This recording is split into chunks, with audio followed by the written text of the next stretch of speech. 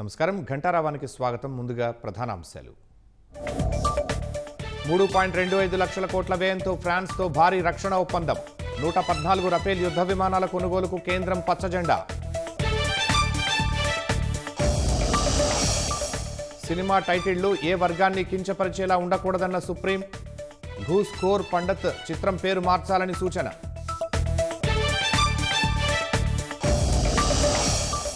తల్లికి వందనం పథకంపై అధికార విపక్షాల వాదోపవాదాలు. ఆరోపణలు నిరూపిస్తే దేనికైనా సిద్ధమన్న పార్థసారథి.